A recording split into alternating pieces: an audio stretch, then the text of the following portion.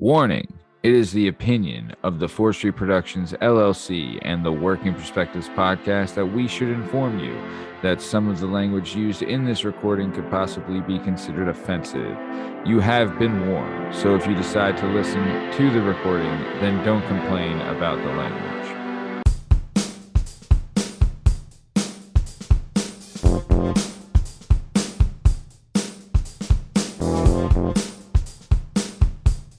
Hi, hello, how are you? Thanks for stopping by. Today we're going to talk to some real people about some real things, living real lives, doing real stuff.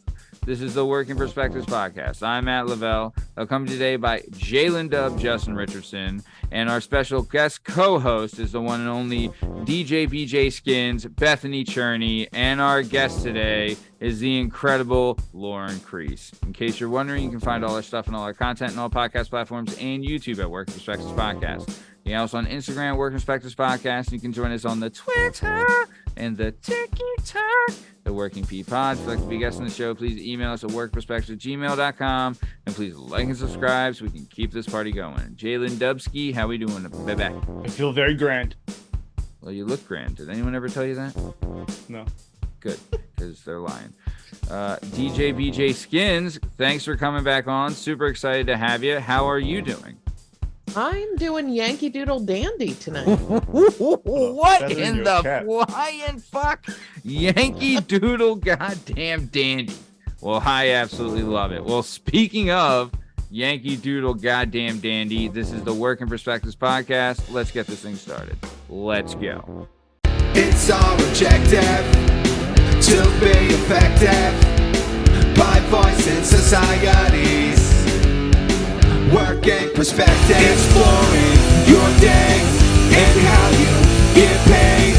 Launching a new episode every Tuesday. Your day can transform while we inform with new episodes available on every platform. So check out our vibe and how we get live. Then do us a solid. Share and subscribe. We're just sharing. We're just sharing. We're just sharing. Working perspectives.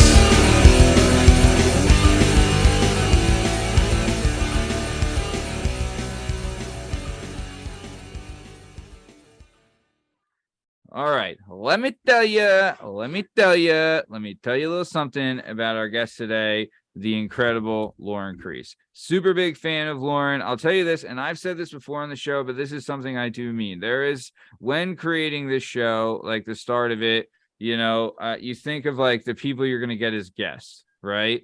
And when we first started doing this, like I had in my mind, like people that I knew were going to be on the show, like Justin, Bach, just a bunch of people that have already been on, Big Pete, Cabot, like all those guys, right? But then there's people that you haven't talked to in like years that you're like, oh, I wonder what this person's doing. And you'll see them on like social media and things like that.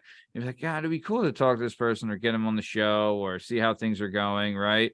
And then one of the best things about this show, I would say, and Justin, I think you might agree with me, is catching up with old friends or like running into people that you haven't talked to in a while and getting them on here, because honestly, we might do an interview, but this really turns into just a fun conversation. Wouldn't you agree, Justin? It's a good old fun time. It's a good old fun time.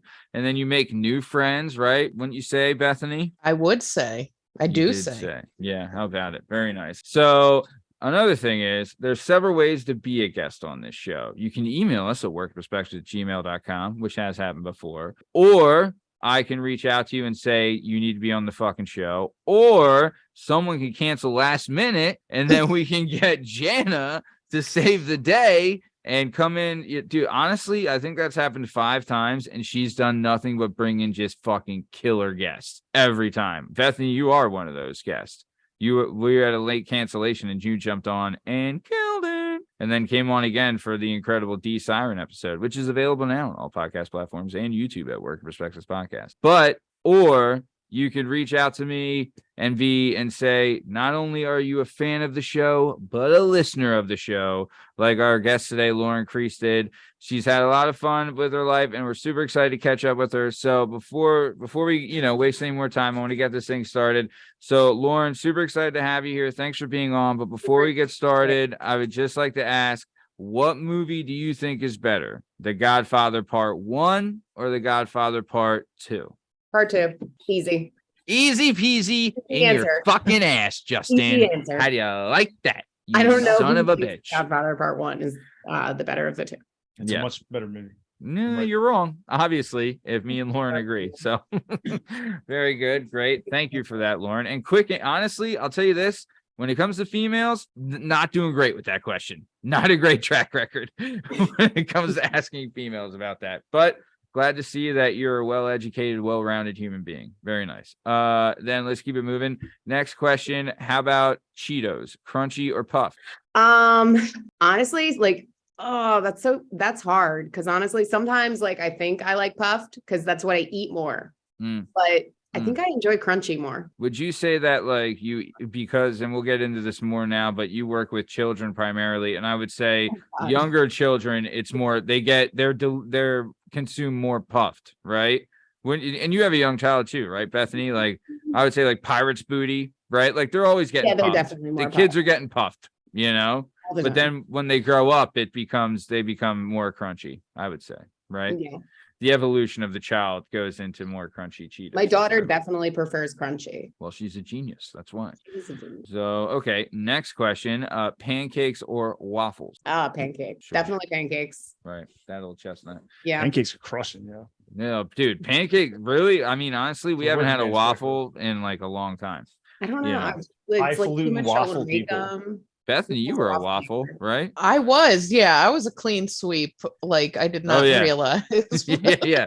Me and Bethany were the same person. She hit for the Matt Lavelle cycle on the questions. The only person ever to do it. So shout out to her. Nice. And then next question, we're going to keep it moving. How about when it comes to amusement parks? Are you water park or amusement park? Sorry. Amusement park. Definitely amusement park. If I take my daughter to a water park, she's just gonna demand that I stay in the wave pool the whole entire time, and I'm not risking that. No. So. Not with what we've learned about wave pools on this show. I love water parks. Love them to death. Wave pool? Do you like never been in a wave pool in my life. Yeah, really? For 4 hours. Go in the wave pool? Are you out of your mind? I stepped on someone's earring. It was disgusting. When I was a kid, my uncle leaned into me and he goes, "The wave pool looks like a salt and pepper shaker." and it took me 8 years till I was like, "Oh, that was funny and racist." Cool. Uncle Mike's cool. Oh my god. I totally didn't get that joke. Yeah. I mean, you don't want to go in there. The wave pool looks like a salt and pepper shaker. I didn't. Totally, that joke was right over my head. I was like, "Oh, that's funny," because there's it looks like there's a lot of stuff in there. There definitely is a lot of stuff in there. That is for sure. I remember obviously the Band-Aid's the big one, golly. The earring. See, it takes I've never been touched by a Band-Aid in a pool, but one of my brothers got touched by a Band-Aid in a pool, and he doesn't A, shut the fuck up about it, and B, it apparently was traumatizing. He's a little This sounds like the next hashtag me too. Touched by a Band-Aid. I never touched a weird Band-Aid. Were you touched by a Band-Aid as a kid, Justin? Is that what happened?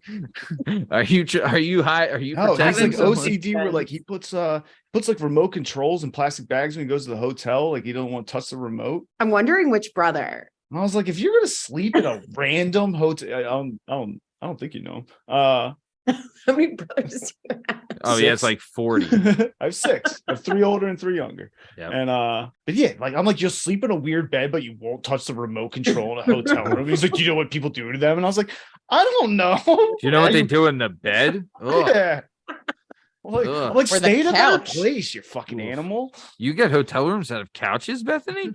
Yeah, you need to sleep. The little ones, yeah, Hey, Well, man. love Look at seat. you. Look at you, high class. Golly. I'm pretty sure the Econo Lodge has a 2-seater. Yeah, Every you're hotel has that weird cuck chair that just sits in the corner. Yeah. I'm like, what the fuck's that chair there for?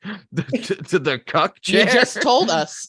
Yeah, how about it? Yeah. Damn. That's what that chair is there. There's just one chair in every hotel. Like even the shittiest hotel room you go to, there's a Bible and just one chair. There won't even be a table. And a You'd be like, lamp over the chair so that you have that weird shadow over you too. The Is that dark the figure. cuck shadow, Justin? Is that what that's called? the old cuck chair. Yeah. Next question is okay, we'll do this one. What movie do you think is better, Hook or Princess Bride? Oh my God, they're both on my top 5. This is actually really funny. I actually listened to the Hook soundtrack to go to sleep. Oh, phenomenal soundtrack. Turn it on. Phenomenal. God, but like if like you were asking me to like if I could watch it over and over again, I think like Princess Bride. Like I think I would It is tough though. like It Hook is like is amazing. tough. Don't get me wrong. I love John Williams. The whole entire movie is amazing, but I'd have to go with Princess Bride. For those of you who don't know, she just said the name of the greatest movie composer in the history of the fucking world, John Williams. He is the best. There is listed out. dude. Oh, Oh, weird. dude. Jaws, Indiana Jones, Superman, Star Wars. One of the best classes I've ever like taught in my whole entire life is like I basically like winged a music class and I was like, hey, do you guys want to listen to all these songs?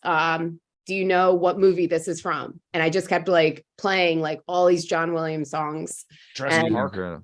Oh my God. dude. The kids John were Williams is so the best. adorable. They like Gold. Jurassic Park. Yes. Oh, so good.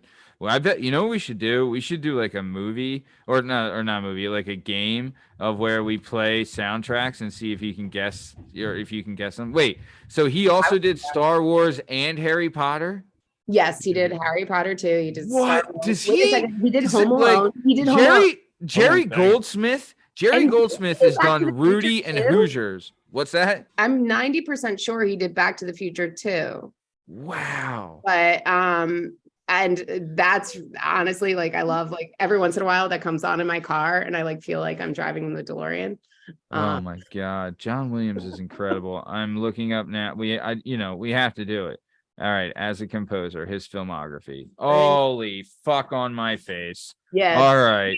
Is Back to the Future in it? Oh, just wait. This is an endless list of incredible. All right, so we'll start off. Let's see. In the 1960s, he looks like nothing that sticks out in the 1960s. I don't know. But he has some like TV show stuff and everything like that. I want to see where he hits it big though. 77. 77. You want to start with 77? Hold on. Let's How do see. you think 77, Justin? So that's the year Star Wars came out. Oh. I wasn't Well, sure. no, didn't he? Just, like, Oh, random. wow. He Oh. did the Cowboys. That's a John Wayne movie. That is a great movie. All right, Jane Eyre. All right, The Long Goodbye, Tom Sawyer, The Man Who Loved Cat Dancing. Wow, The Paper Chase, Cinderella Liberty, Conrack, I think it's a good movie. Sugarland Express, Earthquake, The Towering Inferno. All right, Jaws was 75. So Jaws, Midway. Let's see, The Star Wars, A New Hope, Close Encounters of the Third Kind, Jaws 2, Superman, Dracula, 1941, Empire Strikes Back, Superman 2, and then Indiana Jones as well. Superman 2's a banger. E.T., and then he did Return of the Jedi, He's another Indiana one. Jones, Temple of Doom, Space Camp, shout out, great movie. The Witches of Eastwick, Superman 4, holy shit. Not a Empire good of the movie. Nah, well, All right, Empire of the Sun, Sissy, Indiana Jones, The Last Crusade, Born on the 4th of July, Always. Do you remember the movie Always? God, my fucking shitty sister watched that shitty fucking movie. Never seen it. Oh, here's one that'll throw you through a fucking loop. Home Alone soundtrack, John I fucking just Williams. said that. Said that like 3 minutes ago. Well, then fuck me in my face. All right, Stop guys. saying that. That's not going to be the new term for the show is fuck Stop you in trying your to make face. it sound That's like the third time you've said it this episode, and I'm going to put a halt to that right now. I'll let you make fun of my Just gonna mother. have to scrap everything so far. He's like, she teaches children. Fuck me in my face. Like, We're not, yeah. Friend of the show, listener of the show, and fuck me in my face is not going to be the new fucking. So put it on a shirt, Justin. I Put was it on a actually shirt. I was actually telling my daughter, I was like, oh honey, I'm gonna be on a podcast tonight. Don't worry, you can listen to it. It's Oh, very shit. family friendly. So should we not curse No, anymore? don't I? Just, you know what? Honestly, have fun with it. Edit what you need to out. Like, I'm not terribly worried about it at all. All right, good. So yeah, Hook, JFK, Far and Away, Gilligan's Island, Home Alone 2, Lost in New York, Jurassic Park, Schindler's List, Sabrina, Nixon, Sleepers, Rosewood, Jurassic Park, 7 Years in Tibet, Amistad, Saving Private. So him and Steven Spielberg work together a lot. Probably. Saving Private Ryan, and then the new Star Wars, Angela's Ashes, The Patriot. Oh, shout out. Great movie. I don't think Mel Gibson gets enough credit for how great that movie is. Yeah, all right. There's too many more Minority Reports in there. All the H-Pots. Catch Me If You Can. I mean, Munich. Oh my God. It's just get John Williams on the show. oh, dude, fan of the show, Lincoln. listener of the Listen show. to the show. You already listened. War Horse. Oh man. Jeez. God. Rogue One. Oh my God. This is incredible. I can't even, Jerry, I honestly, I'll have fun with that later. yeah, Jerry Goldsmith. I'm a big fan of him as well. He's done like Rudy and Hoosiers and a bunch of great stuff. But really, he is second fiddle. John Williams is number one. He's first chair. He's John Williams. I was gonna say. So okay, you said Princess Bride over Hook. So let's keep it moving. Do you play video games, Lauren? I do, but only like Nintendo. Okay, so if I asked you Xbox or PlayStation, what would you say? I would say Nintendo. All right, and Bethany, what is your answer to that question? PlayStation. Very not Hell good. yeah. You just Okay, you can I just- back up to PlayStation because I like Crash Bandicoot? Yeah. Wow. All right. Well, two Crash Bandicoot's failures. whoop, Very. whoop. And then Bethany, what were you? Hook or Princess Bride? Princess Bride. Wow. Whoa. Okay. I have another question after the big question. So this is the big one, Lauren. This will separate you between the men and the women and the boys. And this is really tell us the person that you are. When it comes to eating wings, are you drums or flats? Flats. I'm flats. Wow. And I'm proud to be flats, by the Hell way. yeah. Mhm. Very It's proud. a divided I- room. I seek out flats. Mm. I prefer to eat them. Mm. I I will only save my drums for later when I have nothing Mm. else to eat. Mm. And I'm really Well, no. sorry, but you and Mm. I have two different flavor palettes, taste Mm. buds. Yeah. Well, We can- one of us is a gentleman. Don't say that. The Oh, other's so a you- barbarian. Yeah, your mom's a barbarian. I don't know. I like the meat on them more. Yeah, well, Dude, my yeah. mom and my brother three-wayed me drunk the other night. You know what that's fucking like? That was a nightmare. Were you He's a eating barbarian. wings? How did we I was get like, there? wait a second. Yeah, No, yeah. she said First she the was a cuckolding barbarian. chair, now three-weighing. What is going on here? God With his damn it. family, no less. Yeah. What is this? Game of Thrones? Come on. So yeah, so what was I gonna say? God damn it. I had something to say. Fuck on me. I You have lost. one more. I do have another question, but I had something else I was gonna spring up. Oh, so available in our merch store, FYI, we have shirts there. And in the shirts, it says winging perspectives on the front, and on the back, you can get one that will either say I'm a drum or I'm a flat. There you go. New merch, hopefully available tomorrow, end of day. Well, I mean, that will be cut from this recording, but either way. So yeah, let's keep it going. We got a bunch of great merch out either way. So let's keep it on, moving on down the road. Next question. And everyone's going to have to answer this. You can only pick one for the rest of your life. Mm. You can only pick one. Are you going to go Mexican food or Chinese food? Lauren, you first. Mexican. Bethany? Chinese. Yeah, you can't give up the goon, right? Who's going to give up Of a course goon? not. You can't give up a goon. You can't give up a goon. Why would you give up a goon? Yeah. Justin, are you giving up the goon? This question is so difficult because I only love goons, yo. All the rest of the Chinese food is pretty much trash to me, but I love crab rangoons. But the issue is Chinese food has no cheese in it, yo. And I'm a man who likes meat and cheese. And that's it. And that's in abundance. crab In rangoon. Mexican is And the Mexican crab is rangoon, in yeah. abundance. Cream cheese and seafood. Right. I And mean, then so I have to go Mexican, but I all will right, miss well, crab say rangoons. goodbye to the goons. I'll miss them every day. I'm not Oh, gonna lie, wonderful. I do love chilaquiles. Love a good chilaquiles. Love it. I love white people tacos, yo. What is a white Those. people taco? You go to the grocery store and buy ground beef and a taco kit. And Oh, lettuce yeah. And tomato and sour cream, and that's it. and cheese. And cheese and a lot of cheese. What and Yeah, the Mister, white? I love cheese. Yeah, Yeah. seriously. Cheese is Cheese on that. assumed. Here's So my thing with Mexican food. It all ends up tasting the same after a while. It's all beans and meat and cheese agree and with you some on kind of that. tortilla mm, and cumin. And that's it. Like Chinese, you get different, you know? It's Yeah. so addicting. Like I Oh, just keep eating it. Like when it's in the fridge, I'll keep trying it. And Yeah. like, oh. yeah. If you got some enchiladas, you're gonna keep picking at them. Yeah. The thing is, though, with Mexican, when you eat Mexican and you have a burrito, you're good. That burrito's got you. With Chinese, you might be hungry later. Just saying. You know, it never fully gets you. Hungry, That's man. it. You know, it's a whole bunch of things. But yeah, no. Yeah, Mexican food is incredible. But all right, let's keep it on moving on. Keep it on moving down the road. So, like we said, our guest today is the one and only Lauren Kreiss. She is a kindergarten, first grade art teacher right now. She's kicking ass, taking ends, and cracking C's and all that good stuff. But we're gonna get to the root of the problem here. So, Lauren here was born and raised in Glenridge, New Jersey. Right, Glen Ridge, New Jersey, and then she moved to Upper Gwinnett, which is the nice part of NW, when she was 14. And so, how was it growing up in Jersey? What was that like, Lauren? So honestly, like when I think about Jersey, like it kind of sounds like you guys like in North Wales. Like we used to ride our bikes around and like play manhunt in everybody's like backyard. Mhm. Like it would just be like no problem if we were accidentally hiding in your house. Right. Just want to say this, Lauren. When you said you guys in North Wales, I don't want to be lumped in with that trash. I'm from the 4th Street neighborhood of Lansdale. I'm not from scumbag North Wales, Where the but hillbillies I live. understand that. I understand because I have given so many North Walians an outlet on this show, right? I'm basically the sponsor of North Wales, right? This show is. Shelter. Yeah, I'm the North Wales shelter on this show. I could No see kill why, shelter. you know, right. I can see why you would say you guys and lump me in with those scumbags, the Wishes. scumbags. But Can't yeah, believe I you am chewed from on it so I'm from the quickly. land of the free and the home of the brave, Lansdale, PA. So sorry. So you're growing up in the NW of New Jersey where you're riding bikes and breaking windows and stealing cars and all that kind We of were stuff. breaking windows and stealing cars.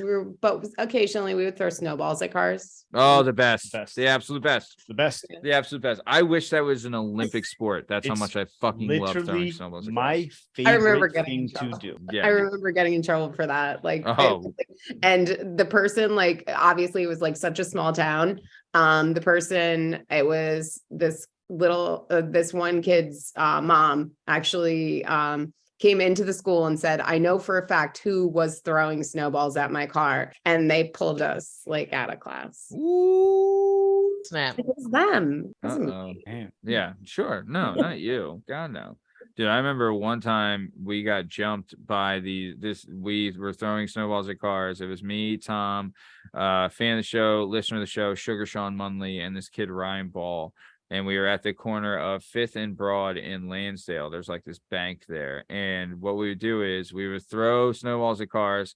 But our thing was like, we never threw them at trucks because trucks have 4-wheel drive and they would stop and get out and chase us. Right. Which is what we wanted. But they would have to take like because the trucks could stop like on a dime and we'd be like, shit. Right. But if it was a car, they'd have to take their time to stop and like slow down and all this stuff, which was fun, too. But we didn't want to do trucks just because they were more can handle the snow. But after a while, there was no cars coming anymore. It was only trucks. So we just destroyed this one truck, right? He stops and we're like, is he going to get out? Is he staying? What is he doing? And he drove off and we were like, you pussy. You know what I mean? And then like a couple minutes later, we're standing there at the corner and there's this guy he comes out of the alley behind us, right? And he's like walking and we're like, what's this dude doing? We didn't think anything of it. And he just said like, he's walking by and we do like the head nod thing. He's like, what's up? Right. And he walks over and he fucking whacks Tom. Right. Or no, he hit Sean Munley first and he goes over to Tom and like hits him and trips him on the ground. And I start walking over to like help Tom. And this other guy comes out of nowhere and whacks me and kicks me on the ground. And then they start yelling at us. They're like, you sons of bitches, it's a $40,000 truck. And we were like, all right, guy, whoa. And then we were like, it wasn't us. It was this fat kid named Dwayne that lives down the street. And they were like, we know it was you. you guys are all wearing the same. And we're like, all right, but either way. So he's like, get the fuck out of here before we kick the shit out of you even more, blah, blah, blah.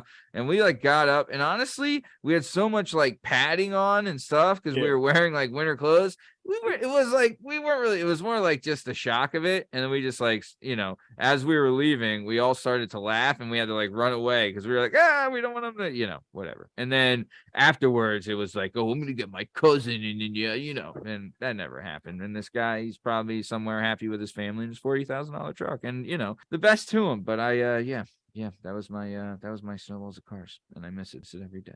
See, it's not how it went down in North. Just real quick, we had a little grid pattern, and to get to Merck, you had to drive through North Wales. So we would light up the cars on North Wales Road, and then there'd be like the quick turn there. So they would immediately turn there to like be mad, and then they would be entrapped in between two streets. And there'd usually be like guys in like business clothes. And if you could get them to chase you, there was a park right there in between 7th and 8th Street. And then they would be trapped. And we would set up piles of snowballs on North Wales Road, pile on 7th, pile on the other side, so that they like were captured. And then once they turned onto that street, if they got out of the car to chase you and into the park, they were then consumed. And they'd be in like dress pants and like dress shoes. And like sometimes you get like old men to chase you. Fortunately, there were no consequences. So no, not that, because we'd be off school and we'd be like, we're just lighting up cars with snowballs all morning. Could you imagine if you're like the CEO of Merck and you walk in and you're just like soaked and like everything's ruined, and they're like, what happened to you? He's like, these fucking kids. I rolled the dice. I went through the field. I thought I could catch that kid. No. Yeah. Well, I mean, get lured into the field. Yeah. Must be nice. So, all right. Well, then let's keep it moving. So then when you stayed in Glen Ridge till you were like 14. 15. Yeah. Okay. Then you moved to Upper Glenwood, which is adjacent to the Land of the Free, home of the brave, Lansdale, PA. So I'm going to say this, like 14, 15, that is a tough age to move.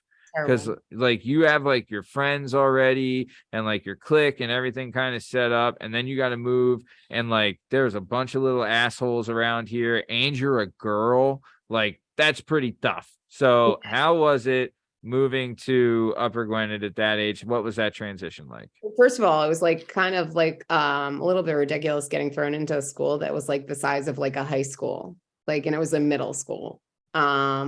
Yeah, like anytime like I would make a friend, it'd be like, oh yeah, I live 5 miles across town in Montgomeryville, and I'd be like, Mom, can I like go over that person's house? And she'd be like, I can't figure it out. Sorry.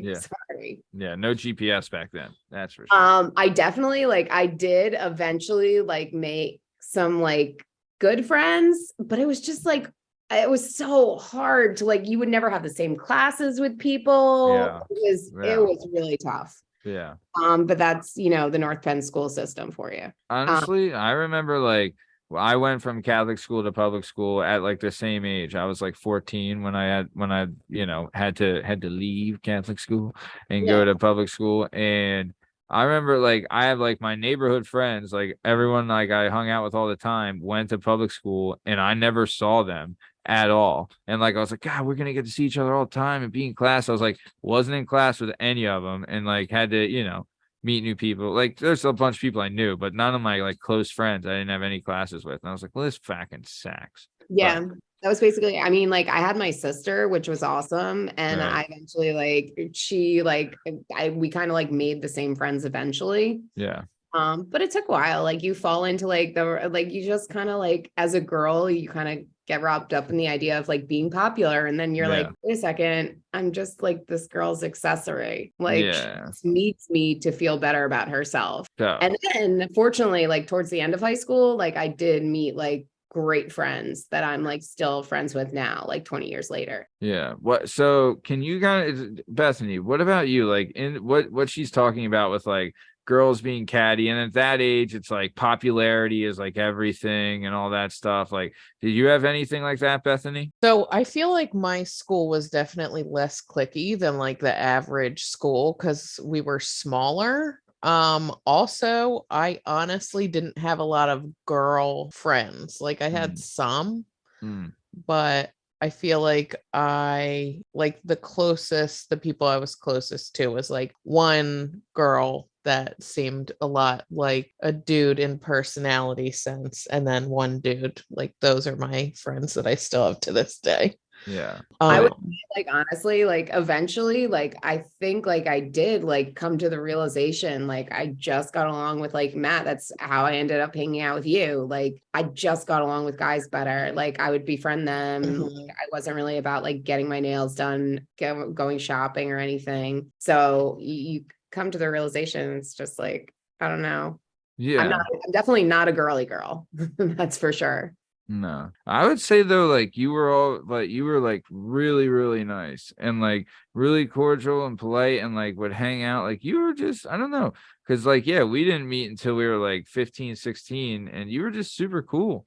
Like big fan, like you were just like really nice. And that at that age, at that time, like being nice wasn't cool. Like everyone, like you had to be a dick, like all the time and stuff. And like you kind of kick back against that, which is why I think a lot of people really like you. So shout out to you. Thank Nice. you. Yeah. But okay. So then what's that? I'm glad it came through. I Yeah, was trying good. to Well, you nailed it. So then, okay. So you're making new friends and that can be difficult and stuff. But like you said, like by the end of high school, it was like, what's going on here? We're good, So then how was it for you? You transitioned from high school and then after high school, you went to Montco first, right? Or right? I went to Monco and I thought I was like gonna be like I was like the exception. Like I literally like just would take classes and I would also pick up shifts. Like I'd be working at a restaurant. I'd be like, oh, making $50 sounds way better than going to class right now. And I would just like kind of like I would fail my classes, figure out loopholes, drop them. And I didn't know what my major was gonna be. I was just confused and I had no direction. Yeah. And I would keep taking classes at Monco because I was fortunate enough to have like my grandmother paying for my college. Oh, nice. But like it was like they're gonna give me like a 4-year degree because I've been going here for so long, right? No. And I think like my sister actually like eventually like she filled out like my Westchester application and she's like, no, you're gonna get an actual degree. Nice. Yeah. Good. That's good. Honestly, too, though, like I never, surprisingly, guys, this guy never went to college. Believe it or not, never went. Like classes at all? No, I got expelled from 2 high schools, Lauren. I wasn't going to college. I swear, like I could see you like taking like a college course or two. Right. I am like really illiterate and like very, very book smart, obviously. But no, classes weren't the thing. But my thing was like this too, is 1, didn't have the money to waste on that bullshit. And 2, I don't know. Me in school, it just ain't my thing. But I would say, like, as far as I think especially the younger kids like I deal with, as far as like the kids I teach boxing to and stuff, they all have it's like all ingrained in this kids is like, look, if you don't know exactly what the fuck you're doing, right? Like if you don't have like a set plan, like don't go pay. Like if you're going to get an offer or grant money or a scholarship to a school, jump on it, right? Or if you're going to go to business or something like that, like if you have that kind of mindset and know you're going to go through with it, yeah, go ahead, knock yourself out. But if you don't really know what you're doing, don't just fucking jump into a commitment at a school paying all this money. Yeah. You can wait a year and figure it out and then go to Monco, or go to Monco, kind of figure it out there. And I think more kids realize the path. And that's why, like, I know Monco is a community college, but it's a really, really good one. It's a great school, honestly. And I would hope on it. I don't know if my daughter is going to like choose that path, but I would hope she knows that like it's perfectly like you're getting just as good of an education at community college. Yeah. My daughter is going to be the next Taylor Swift, so I'm not going to have to worry about that. Country music star?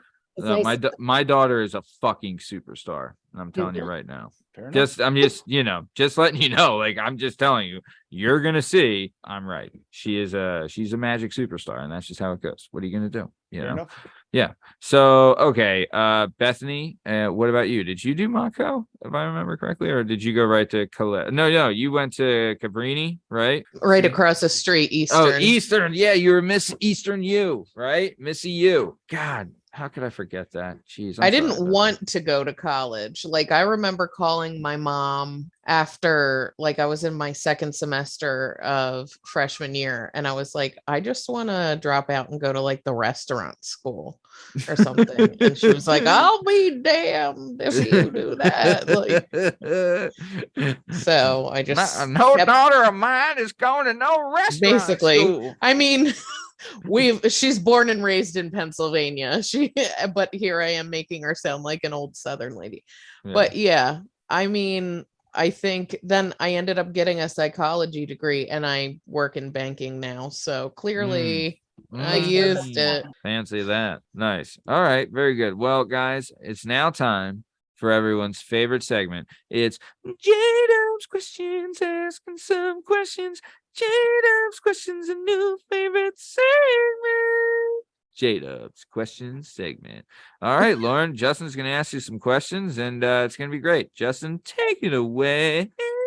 You think 9/11 was an inside job? What in the flying fuck, Justin? Seriously? Jesus Christ. That's the first time you've ever asked that question? Your answer? I'm just Lauren? saying, yo. Building 7 was a little shady, yo. What do you think? Oh, well, Justin, do you have any evidence to just don't. support Do your you? question? Yeah. No. I'm just asking the question. That's it. You don't. You have don't to think? say, Wait, like, Justin. I don't know. You Let me don't hear think? it. I have an opinion. If you want to know my opinion, What is your opinion? jet fuel doesn't melt steel beams.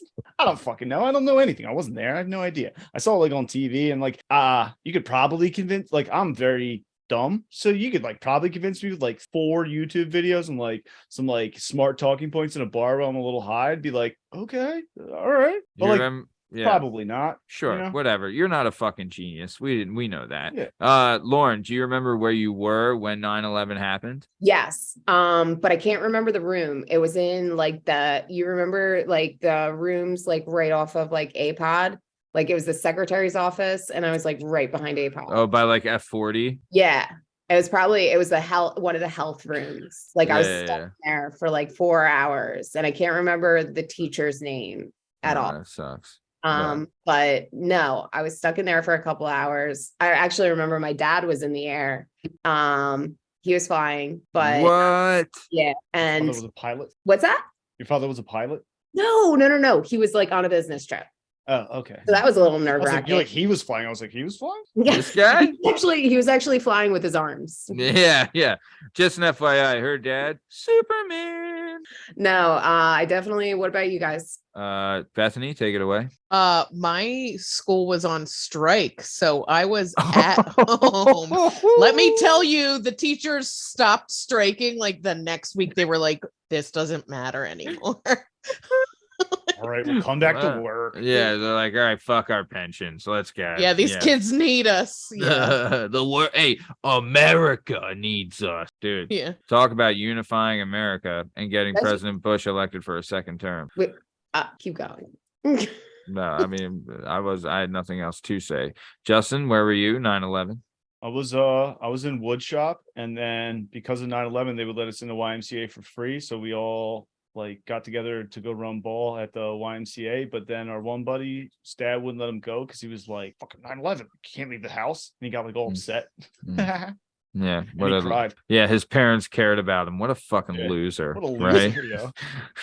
Yeah. I played a bunch of basketball, and we mourned for our country.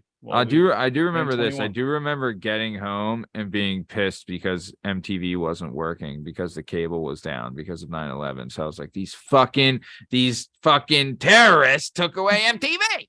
Yeah. So no TRL. Come on. What the fuck? That was a big deal. In its prime.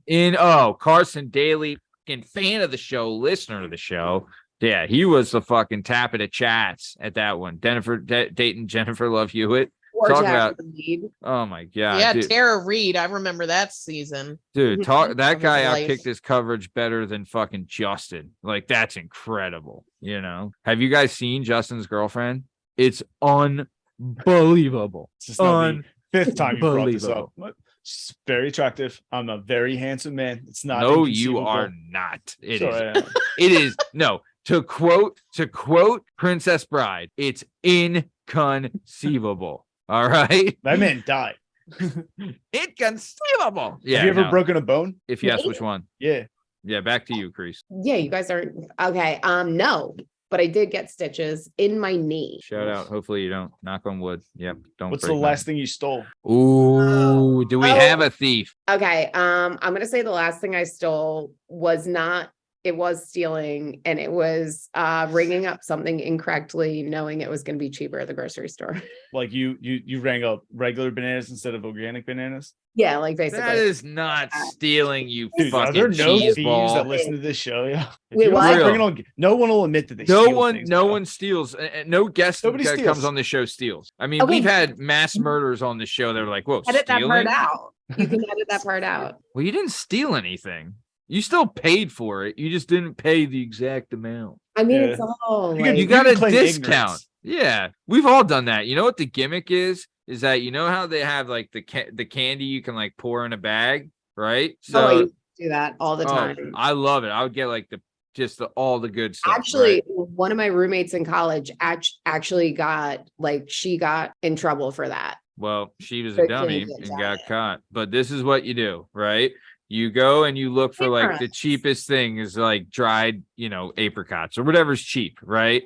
So you get candy and you pack that son of a bitch with the good stuff. I'm talking the Haribo. It's the gummies with the balls on the outside. They're like called berries. They are fucking incredible. If you haven't tried them, fan of the show, listen to the show. You pack that son of a bitch up. You weigh it out, but then you put the number of the dried crap or whatever, and then it's like super cheap when it would be super expensive. That's how you do it. Old Uncle Matty, tip number 1. There you go. So that's stealing number 1, guys. We steal on this show. Get used to it. I'm just saying. We've stolen shit. Justin, you've stolen a lot of stuff. Allegedly. It's like I mean, allegedly. I say it for fun on the podcast. I don't really do so- it, but okay. So you were Wait, just wasn't saying there a story about like a box of Snickers? there's a story Yeah. of Still so Box of much stuff. Snickers. listen to this, Lauren, and you might be a victim of this. Is that Justin here? Yeah, we're all probably victims of this. No, but none of you mongoloids worked there. Justin- Classy. Justin will go into a Starbucks in the morning, walk over to the mobile order part. There was a particular Starbucks in and the just city take that I worked across the street from whatever. that was bonkers. Like 40 fucking people in line every fucking morning. So there's this pile of just drinks at the end of the counter, and you just pick one, look at your phone, and walk out with it. Easy breezy. Takes 2 minutes out of your day. Just to steal someone's not like the Starbucks. bouncers checking. You know what I mean? Nobody. It was lawless. This has been years. The Yeah, statute I of wonder if that too, like, if that caused like a domino effect of like someone comes in and like, well, my shit's not here. I'm taking Gary's. Oh, Gary, Gary comes in. Oh, my shit's not here. I'm taking Penelope's or whatever. That You know? or it's their last straw. Like they were already just like Oh,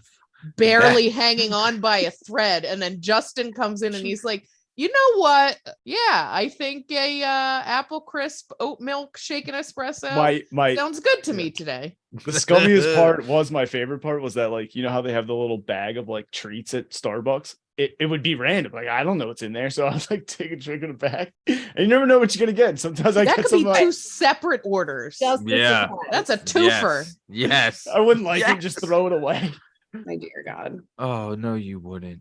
If it was gross, sometimes it'd be like those Yeah. frittata egg bites with like onions in it. I'd be like, that's Oh, not- those shits are fucking good, bro.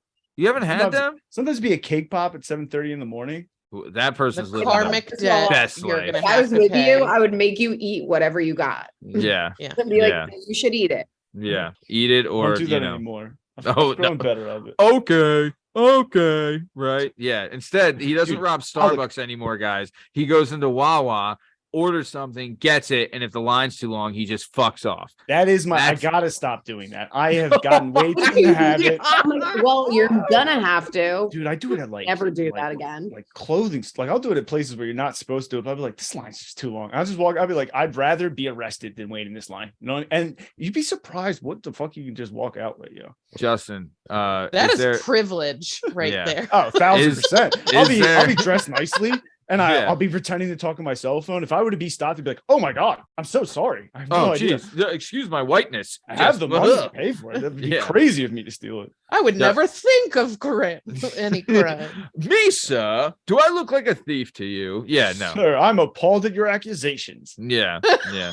Justin, is there a place you would refuse to steal from? NWA. Never That's stolen it. a thing from it. And my mom. Like I never stolen anything from my mother and NWA. Right. I'm But talking everybody about else is- like Hold I'm on, talking back up, about back like up, a back store. up. But wasn't there a whole entire story about a Snickers? Like you had a box of Snickers. Am I totally forgetting? No, that's from the Northwest Pharmacy, which was a Oh, goddamn I'm free so for all. sorry. Oh, I'm thanks so for sorry. listening to the show, Lauren. Oh, wow. Dude, Isn't that was Dave. nice, Dave would Justin? so I would just steal like, a candy bar, maybe two. Dave he had this big puffy jacket and he would steal the whole I remember box. that puffy Like jacket. he wouldn't steal one Snickers, he would steal the whole box of Snickers. And like we get home and he would just drop I'd be like, your brazenness is wild. And also we don't need 17 Snickers bars. but, Right. like, Who does need that many Snickers? he would also steal freshen up gum. Remember the gum that had like juice inside of it? Yeah. Yeah. Nobody liked it but him, and he would steal the It would whole box. So like it would lose Well, flavor in like good. 2 seconds. It was It's an awesome. animal. Or like Kid took it too far. Yeah, gum. I don't know. What are you guys' thoughts on gum? I'm not a fan. oh my god, I chew gum constantly. Really? Yeah, I it's wish I could. I just not I a fan. just, yeah, I get I have tired gum of in my it so backpack right now. quickly. I hate that it loses flavor way too fast. like hate So it. quickly. I It is a hate it. waste of gum. time. Just get normal minty gum. Any Fun gum. bubblicious sometimes. Oh, dude. I mean, I here's still a get Big League Chew every once in a while. here's a disgusting If story. my jaw is going to be sore, I really want it to be for other reasons. Well, Not for just constant Right. chewing. shout Come out, on, man. shout out, Bethany. Very good for you. Don't Nice. necessarily Work those mean- jaw That's muscles. it. Very good. As I was saying it out loud, I was like, wait a minute, this is not coming out the way that I I just meant wanted not to. chewing gum. oh, right. like That's what we chewing, all meant. Yeah. Would you rather get a giant Budweiser tattoo on your forearm or have to wear a cowboy hat every time you're outside? Well, it always changes, Justin. Wait. What is it with you in this question? It's Okay, wait. cowboy hat or a Budweiser QAnon on my tattoo? forearm? Yeah, like like the Budweiser logo I'd wear a like the- cowboy hat. every Uh, time you're outside. Every Shout time. out, found this out, aired this today, that Jana's family, former owners of Busch. the Anheuser. Busch and Anheuser-Busch, and they gave it away. They gave away that like the Lost it, gave it away. They weren't particulars on it, but they formerly were the Busch and Anheuser-Busch. So there you oh go. wow. Yep. Yep. If you know, and now you know. So there you go. So yeah, what are you doing? Budweiser tattoo or cowboy hat every time you leave the house? Go, Me? Yep. Cowboy hat. Cowboy hat. Bethany. I think I'm going to go rogue here and say Budweiser tattoo. For Dude, the hell I'm of not it. wearing a cowboy hat every time I leave the house. I'm not gonna lie, I would look fucking good in a cowboy hat. I look I like a look jerk fucking off in good. it. I want it so bad. I have a hat that looks just like Indiana Jones's hat, and I don't like wear it other than like when I'm alone. And I want to look cool in it, and I don't, Yeah. And it's so hard because like I want to wear it. Like it's dope. It makes me so happy, but Mhm. I just look like a jerk.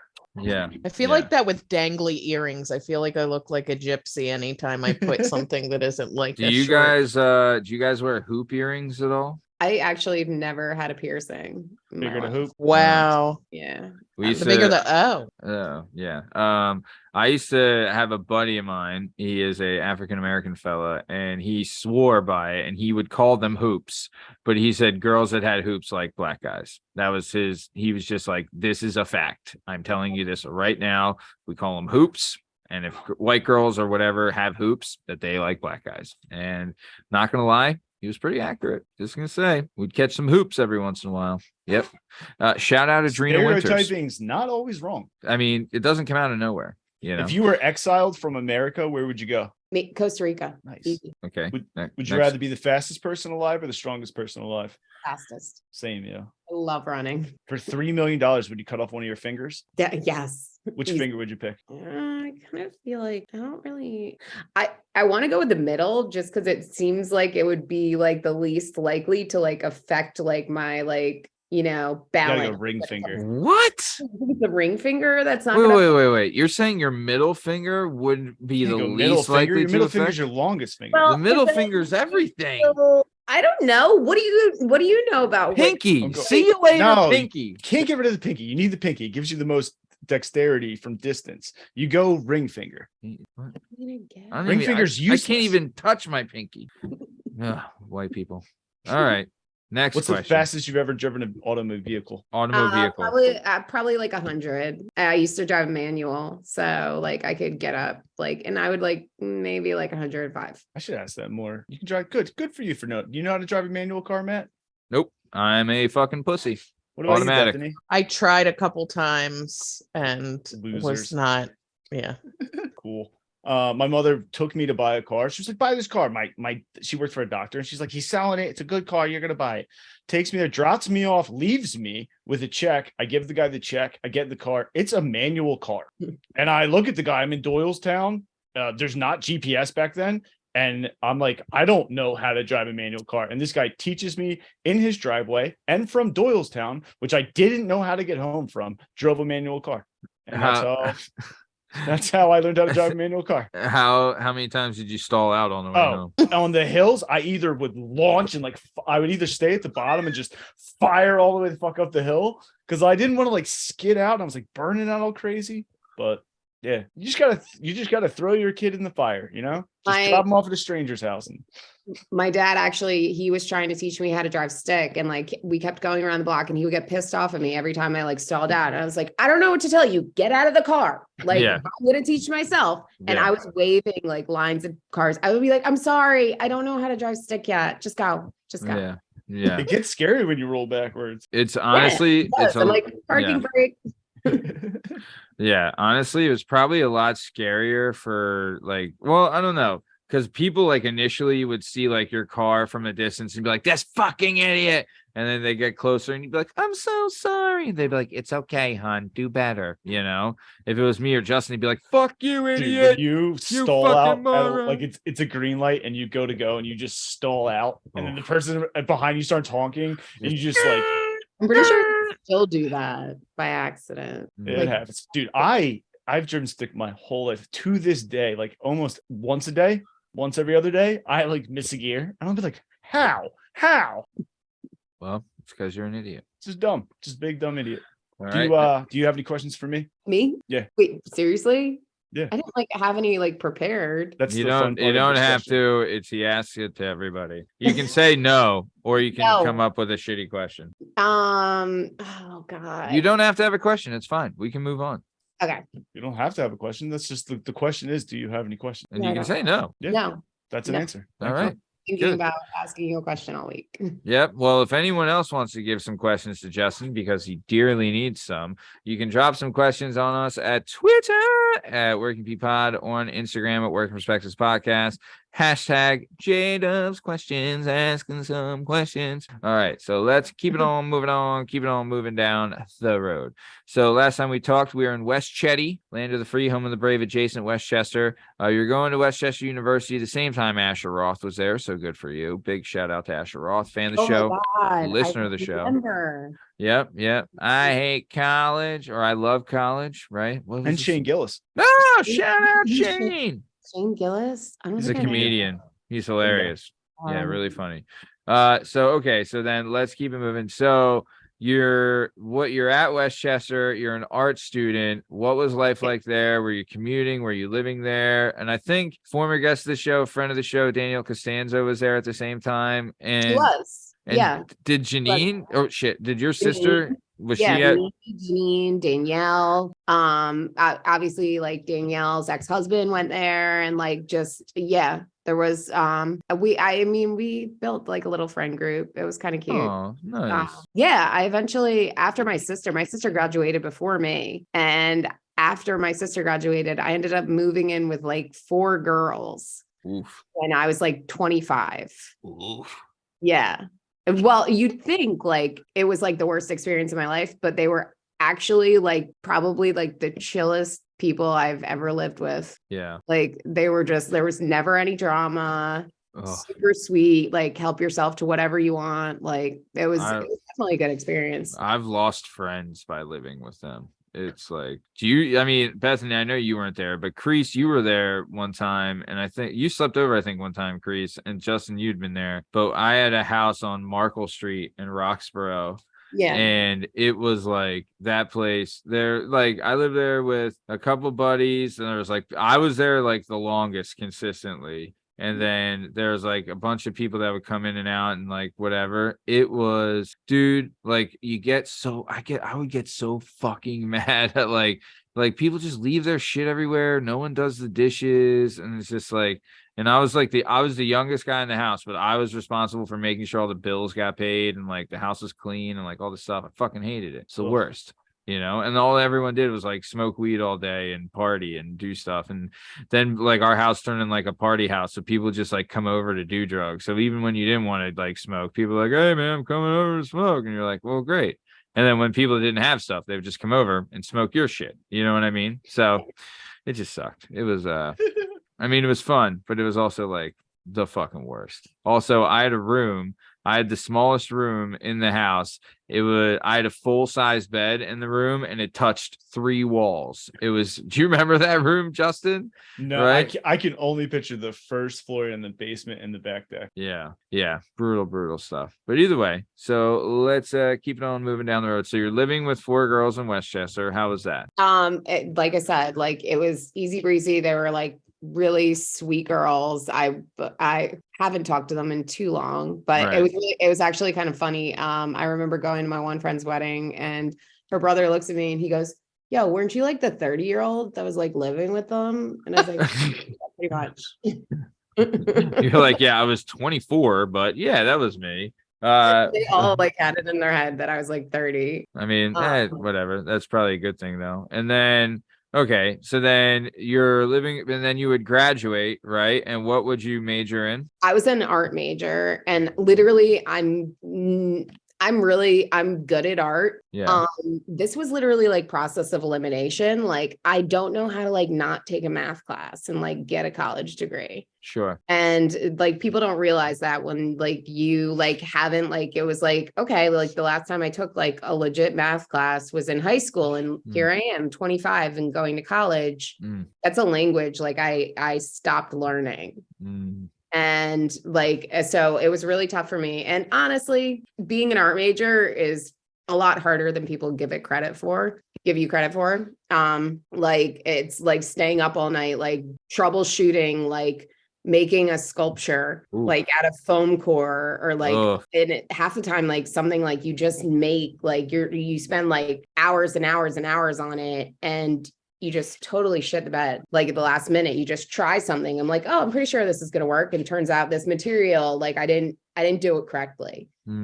So, honestly, the experience of like being like a fine arts major is definitely way harder than people realize. What's your favorite canvas to use? Like, what was your favorite thing to like? Did you like the molding or did you like the painting? Like, what was your gimmick? I kind of like realized that like, I didn't really like, it would annoy me that I would spend so much time on a project and like, I would like paint a self-portrait and like, we'd put it up for class and like, we'd critique, and my teacher would look at me and she'd go, like, you kind of like Bilbo Baggins to your ears.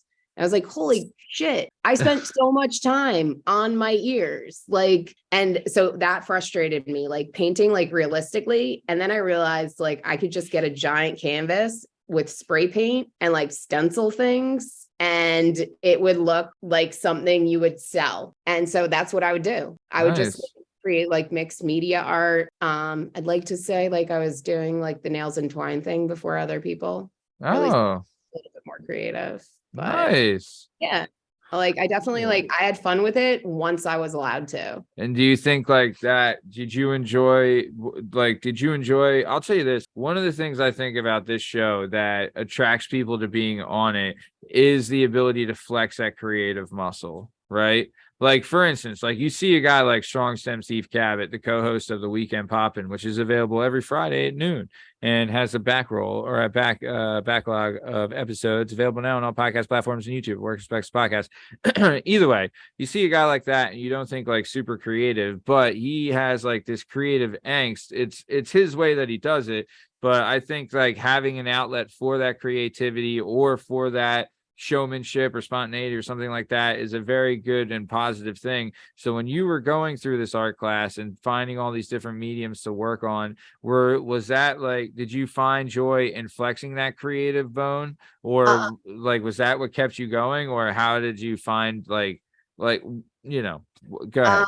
Honestly, like I kind of realized like one of the things I gave myself was like a little bit of forgiveness when it came to like money. Like when I was like working on my senior project, I was like, screw this. Like you're not going to worry about money, because that's all I worry about when it comes to like projects that I come up with. I'm like, you don't have the time and you don't have the money. Be practical. And I put them all off. So that's the one thing I threw. And I can tell you at one point in time, I tried to build a Nintendo out of cardboard, a gigantic Nintendo. That was part of my like senior project. And I spent a lot of money on brand new cardboard. And I eventually had like a ball, like just destroying it and throwing it in a dumpster because I had to scrap that project. But wow. Like it was like one of the gifts like I gave myself, and like getting excited, even like getting excited for projects like that is really fun. Yeah. Even if you eventually have to like put your hands up and say like, no, I can't do this. Yeah. Like it's really like fun to get like this, like talking about it for like weeks and weeks and weeks. I'm like, I'm going to do this. I'm going to do this. And then eventually I had to look at everyone and say, I can't do this. Oh, still, I mean, like trying it. And one of the things I find that's more like, I guess, intoxicating about doing this type of thing and creating content, as they say. And Justin, I want to get your take on this as well, is that when you have an idea in your mind and like it's an idea that you've had, but you're able to manifest it and see it come to life. Like once you're able to do that and show yourself that you can do these things by just sticking to it and having an idea and figuring it out, that becomes more of a drive than, getting a degree or having like, you want to have good work, that it's your creativity coming to life. Justin, do you find that with this show, right? Well, when you're here? Yeah. I've done this show. I've done other mediums. And like the fun of it is like, you can come up with something and then try it, and then you get a reaction in some aspect or another. A lot of it's a swing and a miss on this fucking show, I'll tell you that. Well, that's the fun of it. Like it's a good time. I don't know, especially anything you're taking time to like concentrate on, and then you can move it to the next step. Makes you feel some sense of like, I'm doing something with the gift, the art, whatever the hell you want to call it, even if it's penis jokes. It is still, I don't know, fun to share. Penis jokes are art, that's for sure. Bethany, do you have anything like that, besides obviously coming on here doing an amazing job, but what do you have something that you can flex your creative work or your creative bone? Actually, I think like 7 or 8 years ago I joined a writing group in Bucks County, and I met a couple ladies through there, and we're actually in like 10 days or something or less than that publishing our 3rd short story collection of books of stories. Yeah, so we do like women's fiction kind of stuff, and we did one in 2020, one in 2021, and now we have a 3rd one coming out. And just not only me being able to write, but also being able to see other people. Like we have people that submit stuff from around the world. So being able to like read other people's creative stuff, I think is really, gets the creative juices a-flowing. Like you're talking to a bunch of different folks with different, perspectives, working perspectives. I think there's like something about going out there and like looking to be exposed to other people's creativity that really helps your own creativity grow. It kind of gives you like a safe place to vent your, like to let your creativity out. You know what I mean? That's cool. Hey, what so with your books, let us know, because then I'll promo it on the show and we'll shout it out. Okay. Thank you. Of course. You can even be on. I mean, I'll have you on the pop and you can promote the stories, and that'd be cool. That's awesome. Good for you. That's great. Awesome. Very cool. Nice. Speaking of content that was a swing and a miss, I was going through like some of our early stuff that we would do, and I had these ideas, and dude, I remember having these ideas and being like, there is no way this shit ain't gonna go viral, like this is gonna hit. So there was a couple ideas I had. God, I don't even want to say this. One of them was with Party Boy Pete McCormick. It was called 90 Seconds of 90 Day Fiance, where Pete would have, and we did like 10 of these, where Pete would come on and he would say like he would give like a wraparound, like just a 90-second like summary of this couple that's on the show 90 Day Fiance. I don't know if you've ever seen that show. Yeah. But it's basically like immigrants convince these stooges to marry them so they can get citizenship. It's kind of 100%, 90% what it is. And the relationships never work out. And it's crazy. But Pete was like obsessed with it and I couldn't believe it. So he did that. And then another one we had was with Alan Bach, did this thing. God, this is so bad looking back on it. He did a thing called The Date You Hate, right? Where he would pretend to be he'd pretend to be like a different person from a different time in history each time, and he would come on and complain about something and be like, it's blah blah blah. Like one time he's like, it's June 6, 1876, and I was coming home from plowing the fields and my damn donkey died, so now I gotta plow myself, like doing that. And he's like, and that's the date and that's what I hate, right? And that, dude, I thought that shit was so funny when we were doing it, and it is not. Right? Like looking back, I'm like, God, it's like not funny. Like, I kind of am interested. The dates you hate, but also it was the production value that was also funny, because it was like, it's not like we have great production value now, but in comparison to the early days, And then we had another one. God, it was like a video game review one. And then I had one where someone would come on. It would be like a recommendation for a movie or whatever, or TV show. It was like, there was a couple that were, it was tough. And it was on like on the old editing software we used to use. It was fun though. So, okay, let's keep it on, moving on down the road. So Lauren, you graduate from West Chetty with an art degree. Congratulations on that, by the way. But while this is going on, you and like I've done it. Justin never had to do this because he's only had jobs where he gets privileged to drive around in a car all day like a lazy bum. But I've worked in bars and restaurants, and it's a tough job. And you've done it also. You worked at Papa John's. It's a pizza shop. That's You're a racist. I've had many Pizza jobs. I've worked in a warehouse. I've operated a forklift. I just am currently. But you've I used to never work worked in a restaurant. Nope, he never has, and he has no respect for the restaurant or food service industry. That's why he steals. He steals.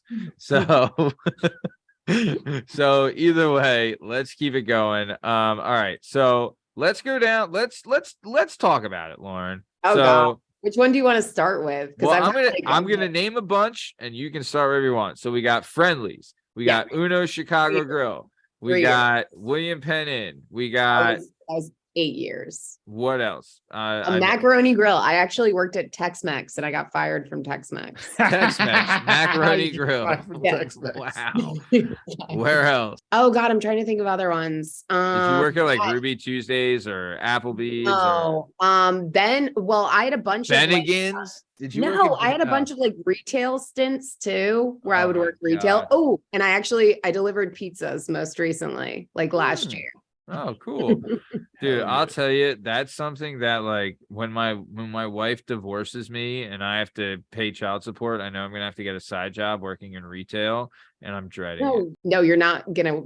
Just no, you're never gonna work in retail. No, there are people that are made for retail, and there are people that it's just you're not gonna do that. I hope you're gonna go back into the restaurant business. It's terrifying. This thought of retail. I mean, the thought of both is terrifying. I'm just not.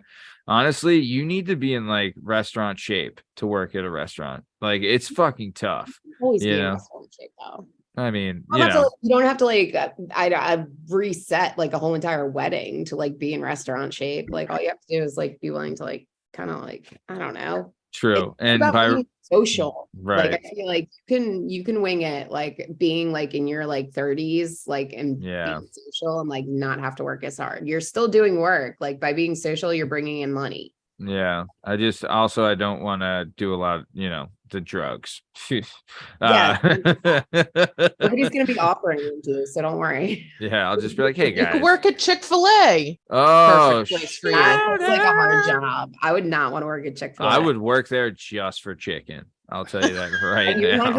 Nobody's gonna give you any chicken now. Oh, they'd be get the like, chicken. no, sorry, you have to pay full price. And actually, we'd like you to pay extra. You and your boyfriend can't have chicken here. Yeah. Be like, your brother's gay, so you're paying double. Dude, there's Yeah. this lady at this Chick-fil-A I go to that's so fucking happy. It makes me like You brought her up uncomfortable. before on the show. You bothers really the don't shit. like I'm this. about to ask her if she wants to be on the So show. happy. Yeah. I'm gonna track her down, Joe. Ask her, hey, fan of the show, listener Track her show. We're gonna get the Chick-fil-A lady that I'm so upset with on the show. And you're just gonna grill her for why She's so happy? nice. Like it's like comes through the speaker, Peppy, and then you pull up to the John, you give her a card, and she's like, hello. And I was like, get the fuck out of here. Like, you're not that, like, they're not paying you enough to act like that. And there's no What? way you really act like that. But she always acts like that. And now it's making me madder and madder every time I see her. Maybe she actually is. And that makes me even more upset then. Yeah, I mean, Jesus's chicken has that effect on people, Justin. You know, it's the Lord's chicken she's dealing. All right, so- Lord Snugs. the Lord's nugs. Amen. Okay, so Lauren, do you have any horror stories from the thousands of restaurants you've worked at? Okay, this is one of my favorites. It's actually, oh God, it's another story. We could do a show of Sure. just fucking restaurant horror stories. You know what I mean? Oh God, I can't tell I have like so many good ones. Okay, I'm gonna tell you the story about how I got fired from Uno's Chicago Grill. Shout out. Okay. I worked there for 3 years and I was the worst. I was the worst server. I would have a list of things. I have a terrible attention problem, never been diagnosed. And like, I would just get distracted, like forget about my tables. And like, at one point in time, like I would pay for like, anytime I would forget something, I would pay for like a dessert for my table. And eventually like the managers had to come to me and be like, listen, you're not making any money. Like you're we get buying that you 20 don't wanna desserts a tell night. us. Yeah. And then when I would like, there were times like I would show up late and they loved me because I was sweet. Right. And so they would give me like the dirtiest jobs in the restaurant to do, like when I was late. And they'd be like, Lauren, again, like just go clean that shelf that nobody's ever seen the top of. Ooh, But nice. the day I got fired, it was like the last straw. And I came in and I had actually rollerbladed from like, I was living near the William Penn Inn and I rollerbladed all the way to like Uno's, like on 309. I was rollerblading to work. Why? Because I didn't have a car at the time. So But like, why? But rollerblade? Rollerblades? I didn't have a bike either. I think my bike was probably at my parents' house. I needed to get to work. I would So- rather have ridden a fucking llama than rollerbladed. Are you Okay, kidding well, me? when you were 20 years old and you needed to get to work, were you really thinking about like how to get there? Like Very So true. did you have your shoes tied together like around your shoulders or in a I backpack? had them in a backpack and I Okay. got there and Sean, my manager, How many times did you fall on the way there? I never fell. I was very careful. All right, good for you. So I got there and my manager looked at me and he goes, Lauren, like, I'm sorry, like, this is just the last time. Like, I'm sorry, we're gonna have to let you go. And after, like, I was like literally like on rollerblades, basically. You're like, You had to you're rollerblade like- home and shame. Like sweating profusely. And I'm like, rollerblade home. I get and it, I fired. get it. And then it started Did you even? downpouring. Oh no! No, it started downpouring, like, and I couldn't even rollerblade home. Oh my god! So you're just standing there with like your blades and just No, I being just like put like them over my shoulder and like I put on my shoes and I just like walked home. And I remember like my boyfriend at the time calling me and he was like, do you want me to come pick you up? And I'm like, no, I think I just have to walk. I deserve this. This is my penance. I have to walk through this rain.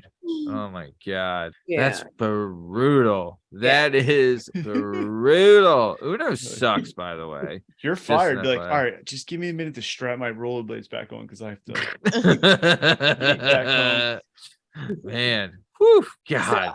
I mean, Rollerblades. honestly, I have a laundry list of like horror stories from restaurants, but yeah, that one, like, I mean, it was interesting. Like working like banquets was like a whole new ball game. Mm. Like I started like working at the William Penn Inn and we would just serve like weddings, like bar mitzvahs. Yeah. I remember at one point in time, like, oh God, one point in time, like we would flag the wedding.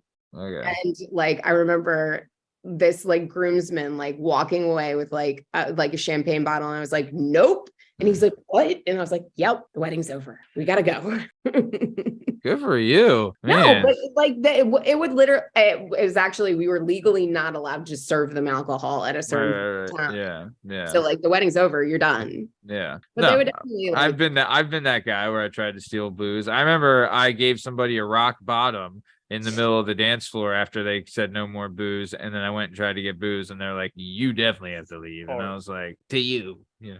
As no surprise, the scumbags I come from, one of my like family's weddings, the wedding got flagged. They're like, we're not serving anymore. And my one female cousin hopped the bar and just like, while the guy's like trying to wrestle, she's just grabbing beers and bottles and throwing them into the crowd.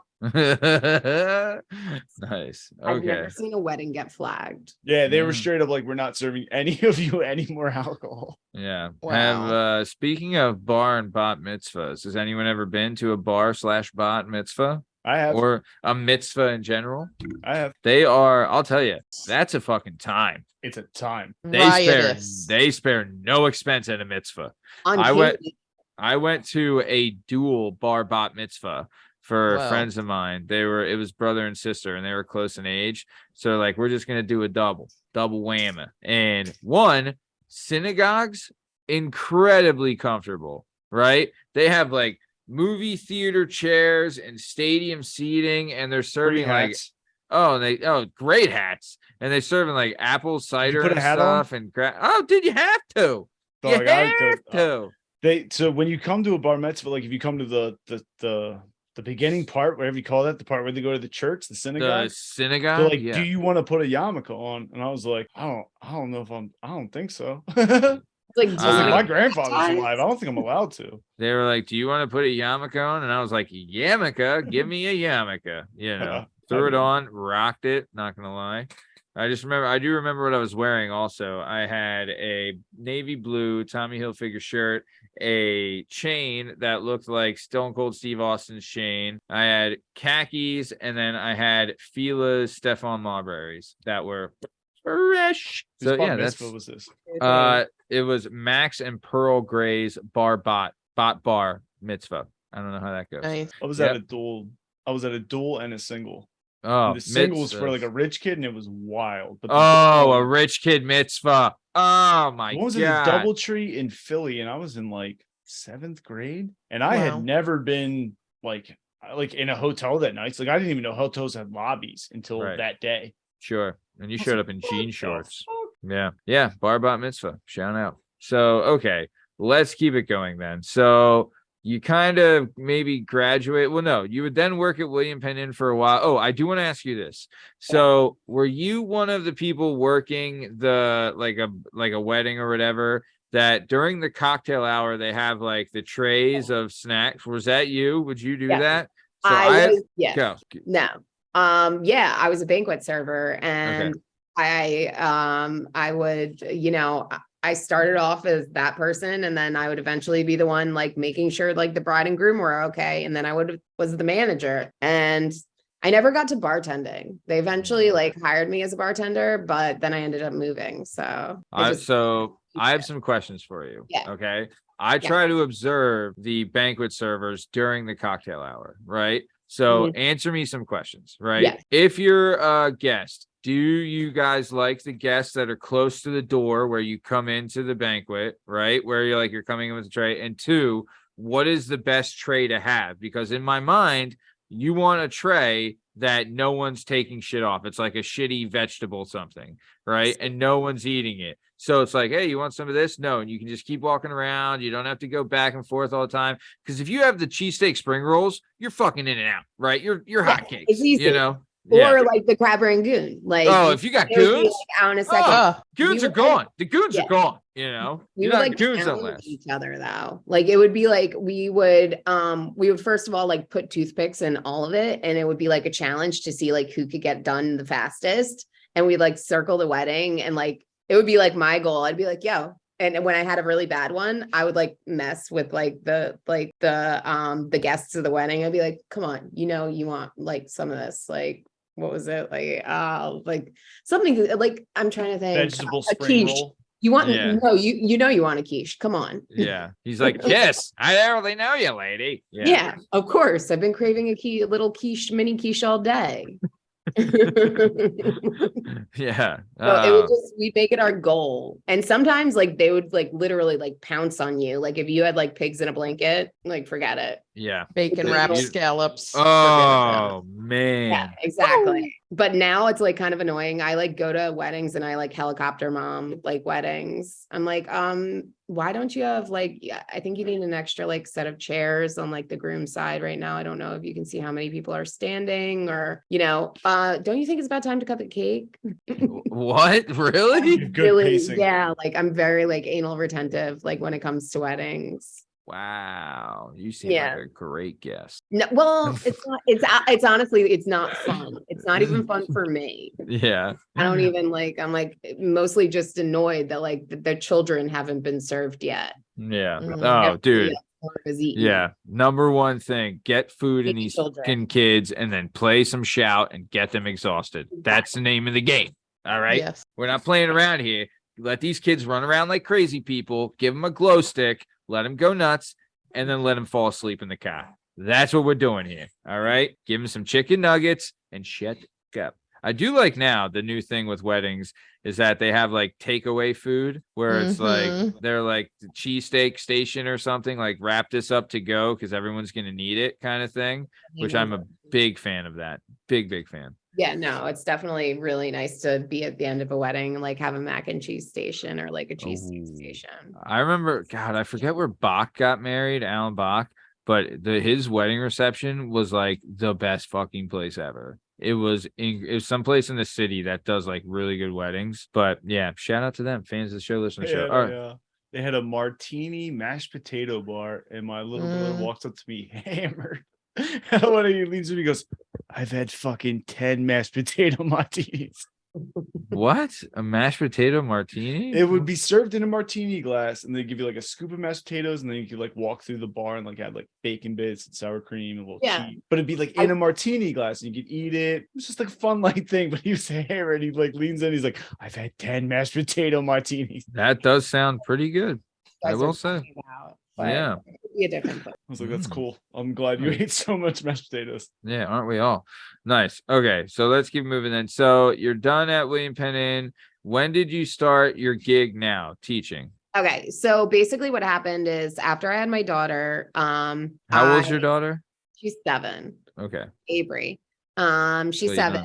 And when I had her, like, I kind of like had this idea in my head that like, oh, like maybe I'll be a stay-at-home mom if we're thinking about having other kids. And I just like really, that was not like in my genes. Not your game.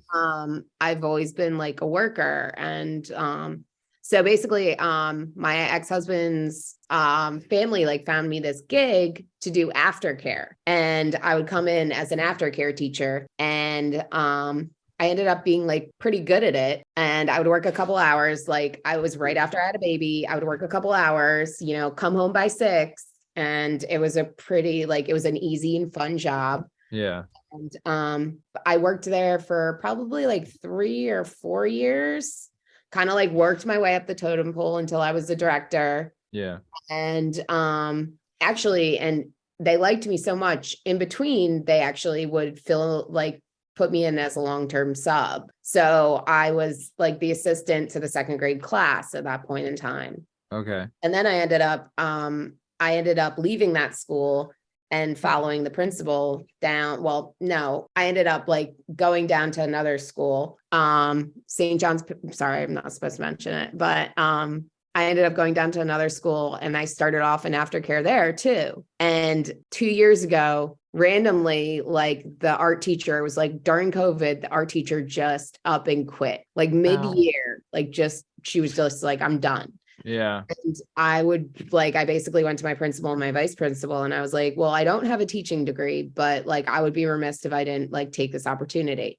Yeah. And I threw my name in the hat, and they gave me K1 art. And now I think like it's actually to a point where they just like love me, but they're not sure what they want me to do there. Yeah. Like, they're just like, you're going to be the lunch lady. You're going to be the kindergarten and 1st grade art teacher. You're going to do aftercare. And then you're also going to be the assistant to the vice principal. And we're going to figure all that stuff out. Yeah.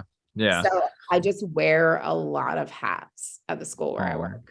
Well, honestly, that just shows the quality of like not only worker but person you are, where it's like you're in this role, but you're willing to help and do anything. And you've always been that way, like very helpful and kind. So I'm glad to see that this has worked out for you and that you're really excelling at this because you get to work with kids, right? And you get to, teach all day and have fun and all that stuff. But does your art degree I'm assuming it transcends to the teaching. Like, does that come in handy when you're working with the kids as far as like, I don't know, arts and crafts and projects and things like that goes?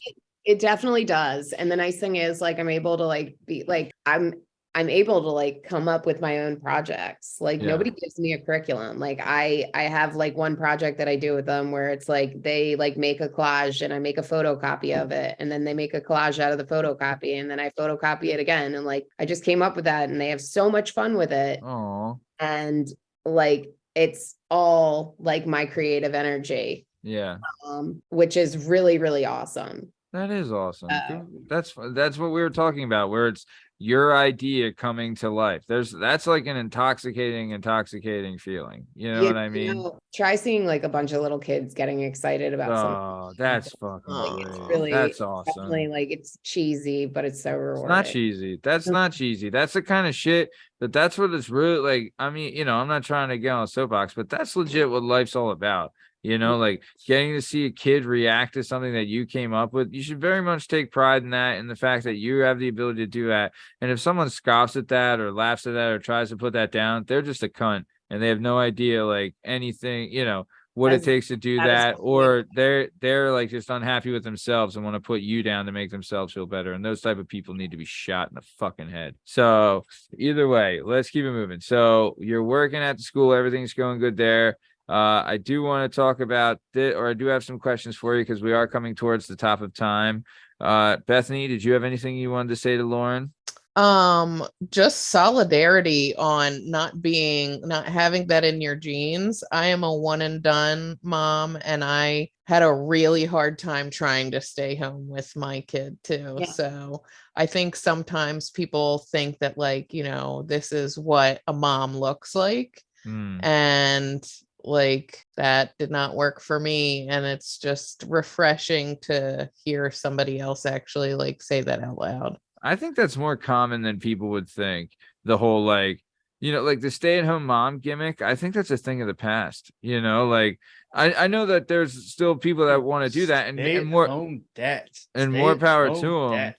But I think that I just think that people want to work and want to earn and want to achieve, and talk to other adults. Yeah. Like you Yeah. lose your identity. Yeah. You're isolated.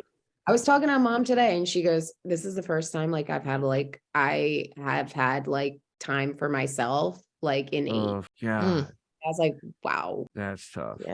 Yeah. I had a buddy who has 5 kids, and during the pandemic, his office, fucking right.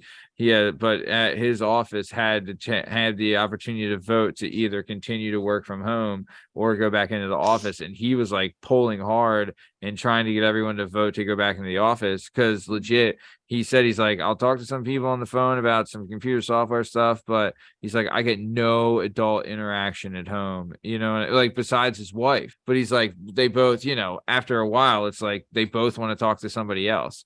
You know what I mean? So like that adult interaction is important. And like, I don't know. It is fun to like, in a way, there are sometimes work can be good. There are good things about working and stuff like that. And, because I know Justin is a lazy son of a bitch, but if it was all day, every day, where all he did was lay around and smoke weed and play the same video games every day, he would get bored after a while. You'd think that, but it's not true. Dog, You I love the pandemic.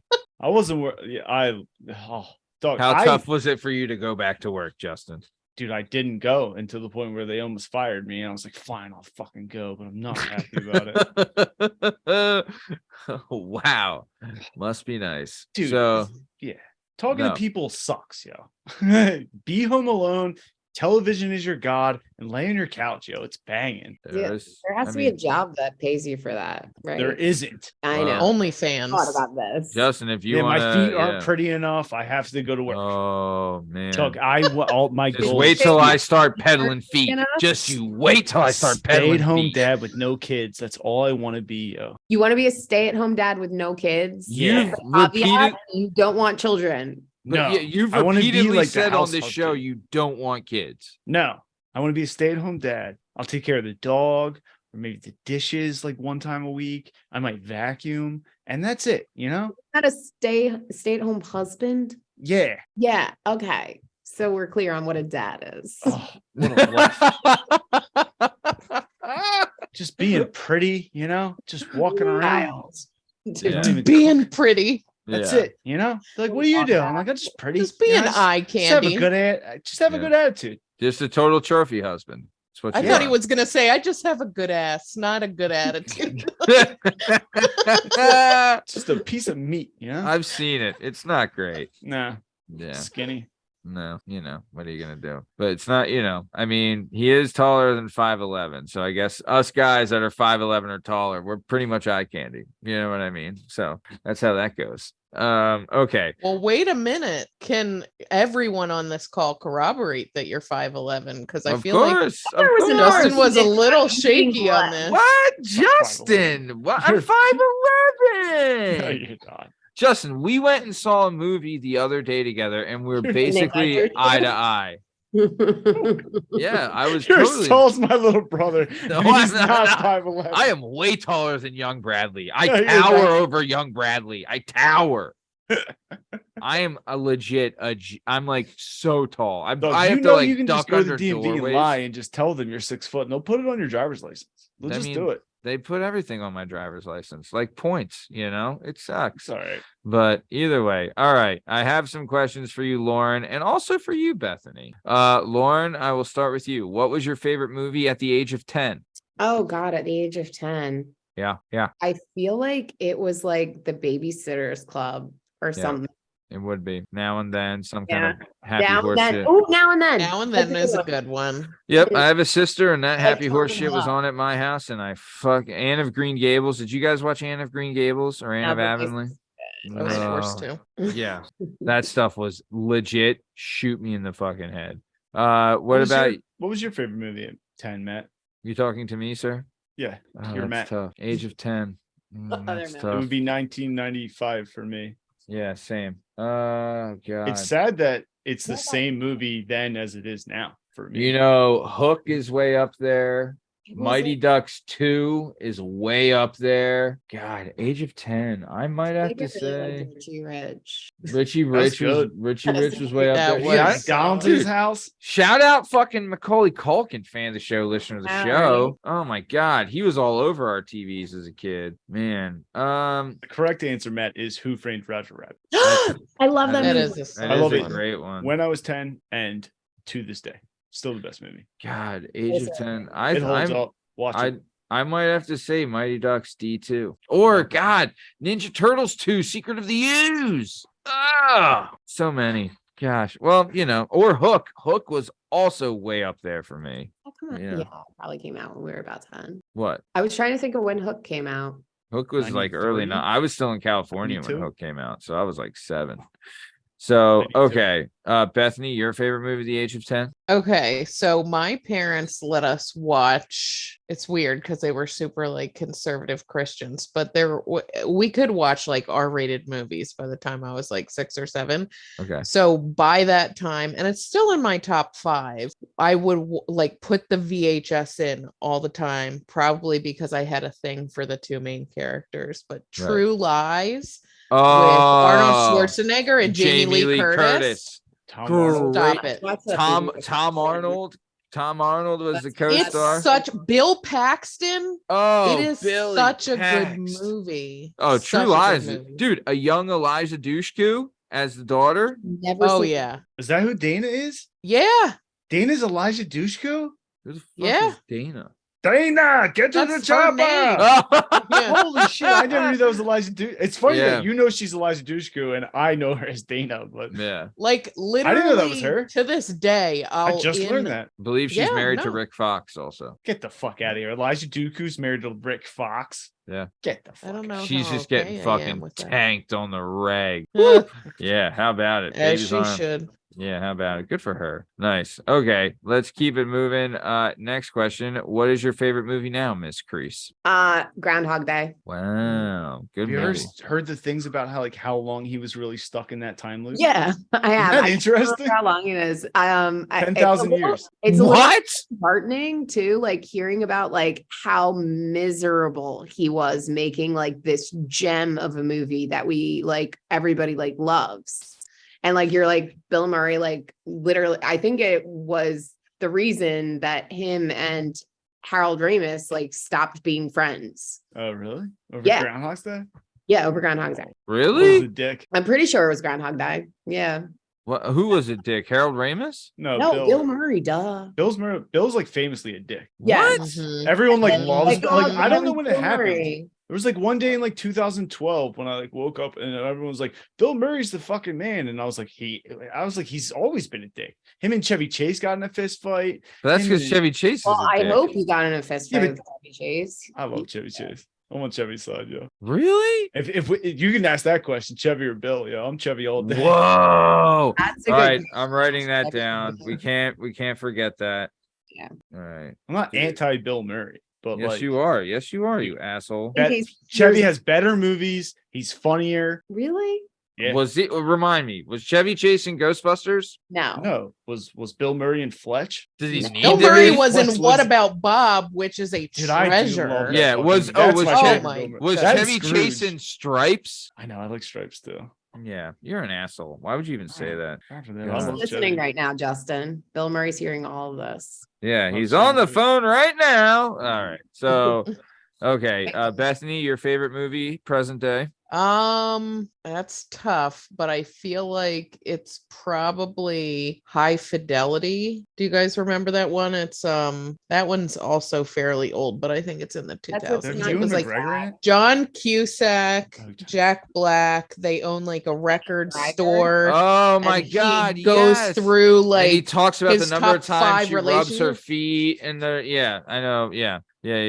it's Oh, just a good one. I love John Cusack. that is. And Tim Robbins is banging his chick, right? Yes, Yeah. yes. And shout out Lisa Bonet. Oh my God, foxy lady in that Whoop. movie. Wait, so You know was who- that like, was that like the more mature like Empire Records? I guess so. No. Yeah.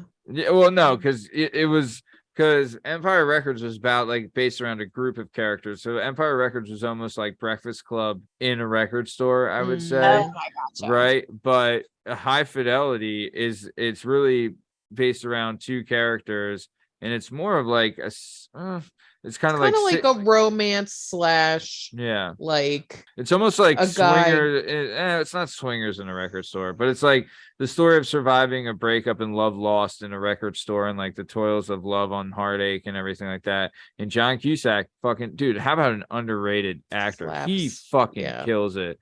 He absolutely kills it in everything he's in. He's a great actor. Big fan of John Cusack. But yeah, no, Lisa Bonet. Do we know who she's married to? not anymore. They separated. Her and Aquaman? Jason Momoa? Yeah, Khal man. Drogo? Yeah. Fuck. What's your current favorite movie? Mine? Yeah. God, that's tough. Like current. I'm just saying like recent, I guess, because like in my head, like my 2, There Will Be Dude, I don't Blood know. and Swiss Army Man are the 2 that like are like as an adult that I think are fantastic. Yeah, I don't know. I'm a big fan of Casablanca's way up there. Gone with the Wind is way up Even they're there. not like you saw them as a child. Yeah, What's but a I didn't movie you saw appreciate as an them. adult. Yo, another Oh. solid classic is Yeah. Goodfellas. I know we Oh, talk about yeah. Godfather, but Goodfellas is We could do Goodfellas or Casino, Top notch. but it's hard to pick against. I love Goodfellas, but I turn it off when Honestly, if Paulie it comes, gives Ray the yeah. money and tells him he can't fuck with it anymore. Usually that's when I turn it off. 'Cause honestly, he tells him not to sell drugs, and he does it anyway, and the whole movie goes down from there. And I know that's the point of the movie, but I don't like it, and I don't want to watch it. yeah, you want to see him at the height. I love it. It makes me sad after that. Honestly, as far as Scorsese, I think this might be my favorite movie, Raging Bull. That's Well, way up favorite there. movie of all time is definitely Who Framed Roger Rabbit for me. Rocky's way up there too. Rocky or Raging Bull. Mm-hmm, Big fan of both of those. Right. I also loved Indiana Jones 1 and 3. I loved 2 as a child, but it is ridiculous It's- now as yeah. an adult. But 1 and 3 still hold up. And 1's probably like if it's Who Framed Roger Rabbit and then Raiders of the Lost Ark. And then after that, I don't know. It might be Princess Bride. That movie's fantastic. Princess Bride does belong up there. Also, even like Catch Me If You Can. That's a really solid Dude, one. I was just thinking about that movie. Incredible movie. It's You see so the good. Nice Guys with Oh, Ryan, Yeah, Ryan Gosling, Gosling. and Yeah. Russell Crowe. It Russell just Crowe, yeah. came back on Netflix and I watched it for like the second time. I was like, this movie is fantastic. I just watched Clueless recently because it came And- back on Netflix. I was like, man, I have not watched that in like 20 years. I saw Bullet Train. Did you see that? The new Brad Pitt movie. How was it? It's fun. It's dumb. It's fun. I liked it.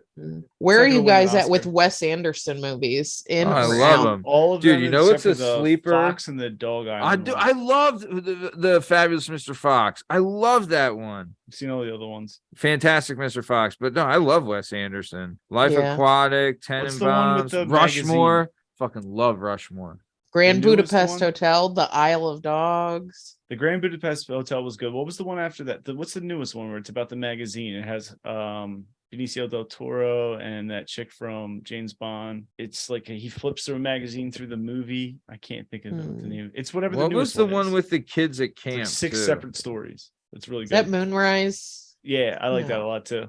Oh no, are you talking about the one where they're in like God, like it's like an Eastern European city? God, where they work in like he's in a prison, right? Damn. Yeah, it's in black and white. Yeah. Fuck. Yeah. That is a good one. That movie's great. I Yeah. can't think of the name of it. Dude, he does great. I just love how French like Dispatch. refreshingly creative he is. Yeah, Moonrise Mhm. Kingdom has Ed Norton in it and the little kids. That one's real good. The Isle of Dogs I didn't see. The Fantastic Mr. Fox I didn't see. Dude, And if then it wasn't Hades Fantastic from Mr. Fox, I Hercules, love who it. I had the hots for as a kid, James it was Woods. Ed Norton. Oh, James Woods. dude, you probably loved American History X Ed Norton. Am I right? Or am I right? Dude, No, that was great, Norton. That was great, Norton. That's not top notch Norton. Fight Club is top notch. Oh, that's top notch, Norton. Oh, that's great, Norton. yeah. And then what is God, what's the one where he plays a kid's entertainer, Smoochie, Death to Smoochie? Death Oh, Smoochie. Death to Smoochie with Robin Williams. Robin Williams should have won the fucking Academy Award for that performance. Yo. When he's like, I got Mr. Boomy, Missy, I fucking lose it. He was so good in that movie. Remember that Absolutely horror incredible. movie with Robin Williams that came out like a couple of years after Death of Smoochie? I forget the name of the movie, but he plays like a villain who Was works it at 1 a- hour photo? Yes, that's exactly what Yeah. God, you're just a man. it is. That was a good one, you seen Robin Williams like a Dude, creepy... Robin Williams, Oh, when we lost him, that absolutely ripped me apart. that hurt. Dude, Yeah. one I of don't my know what's gonna favorite hurt. fucked Yeah, up. So I told you my favorite funny joke. You want to hear my favorite fucked up joke? sure. Okay. You know what the sad part about Aladdin is? What? Oh no. The genie hangs himself at the end. What? Oh, fuck. Jesus Christ, dude. Jesus Christ, Justin. You are. Oh, that's fun. Come on. That one or the Eric Clapton joke. I told that one here Where before. is she? It's fucked up, but it's funny because he would like that. I feel like he would like that joke. Did you hear the Eric Clapton one, Bethany? No, I didn't. Please What's the difference between a baby and a bag of cocaine? tell me. Eric Clapton would never let a bag of cocaine fall out of a window. Right. God. Yeah, Wow, that's dark. that's fun, right? It's fun, right? I wish I had more like go-to jokes. I didn't. I got more. I got another phone. This one's a little longer. All right. So a guy walks in the bar. I'm a bartender. This guy's hammered. I'm like, dude, I can't serve you. He's like, I don't want to drink. I just want a dart. I'm like, what? I'm like, dude, you're too drunk. Can't play darts. He's like, just give me a dart. So I give him a dart. He throws at the dartboard. hits the bullseye, throws his hands up. He's like, what do I win? I'm like, what do you win? I look underneath the bar. There's a turtle in a shoebox. I don't know. One of the other bartenders must have left it on. I give him the turtle in the shoebox. He leaves the bar. A month later, he comes back. He's hammered again. I'm like, dude, I can't serve you. You're way too drunk. He's like, I don't want to drink. I just want to dart. And begrudgingly, I give him a dart. He goes over to the dartboard, nails the bullseye again, throws his hands up in the air. What do I win? I'm like, dude, what do you win? And I was like, what did I give you last time? And he was like, last time you gave me a roast beef on a hard roll. What? He ate the turtle. Oh no. No. It's not funny if you have to explain it, but he eats the turtle. All right, so we ran into some technical difficulties. We reviewed a movie. What was the movie called? Which one? The one we were just talking about? Yeah, the one where Harry Styles is eating box. Oh, don't worry, darling. That's the name of it. Don't worry, Yeah, darling. Don't worry, That's the name of the darling. movie. Yeah. All right. Well, if you want to see Harry Styles munch some rug, yeah, check it out. But Shout we out had Florence some Pugh. shout out Florence Pugh, fan of the show, listener Listener to the of the show. To Do you date Zach think he got Braff. Dated Zach Florence Braff. Pugh's Florence pubes in his mouth? She's probably flossing with those things, man. Good for her. Shout out. Hey, I'm glad she kept the bush from Outlaw King. You know, she, bold choice in that movie. But yeah, good for her. Good for Florence Pugh. Big fan. So we're coming to the top of time. Obviously, Lauren had to drop technical issues. No big deal. It was great having her on. Really a lot of fun. She was a great guest. Fantastic. I've asked her if she'd be willing to come back on the show, and she said yes. So we're good Woohoo! there. Yep. But before we get out of here, Bethany, thank you so much for joining us tonight. Always love having you on the show. You always kill it. If you were just available on November 30th, that would be great, but you're not. But either way, anything you want to say to the BJ SKINZ fanatics before we take off? Yeah, I mean, keep it together through the end of the year. We're about to have our best year ever in 2023. Shout out. Remix. We are? Yeah. Yeah, Sick. we have to. Nice. All right. It's Very the only good. option. Anything else, Bethany? The green. I'm a huge fan of the green tonight, Matt. I gotta say. With this canvas, it's not hard to paint a masterpiece. For all those listening, old Uncle Matty's wearing some green and fucking nailing it. So, yep. Jalen Daherb, anything you want to say to Dub Nation and the North Willie faithful? Bethany was like, fan of the green. I was like, hell yeah, weed is tight. I'm with you. Weed is tight. And that is what I'll It be is. with, yo. Weed is tight. Yeah, that's all right. Good for you. So speaking of tight weed, this has been another episode of the Working Perspectives podcast. I'm Matt Lavelle, accompanied today by Jalen Dub, Justin Richardson, DJ BJ SKINZ, Bethany Chernay, and our guest today was the one and only Lauren Kreiss. In case you're wondering, you can find all our stuff and all our content and all podcast platforms and YouTube at Working Perspectives Podcast. Yeah, also on Instagram at Working Perspectives Podcast, and you can join us on the Twitter and the TikTok at Working P Pod. If you'd like to be a guest on the show, please email us at workperspectives@gmail.com, and please like and subscribe, please, so we can just keep this going for another couple days. This has been another episode of the Working Perspectives Podcast. Thanks for listening. Stick around for the ad read. Thanks. See you.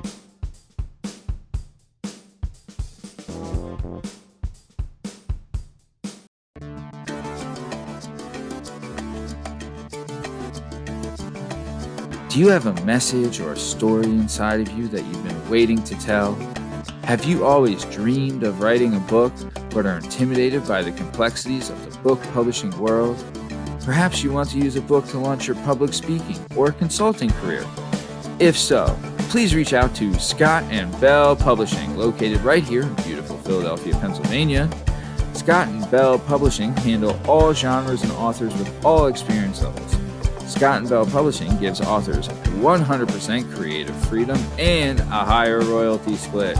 They can be found at www.skotbell.com. That's www.s as in Sam, K as in Kite, O as in October, T as in Tom, B as in Boy, E as in Edward, L as in Larry, L as in Larry.com. That's Scott and Bell Publishing, where the authors go.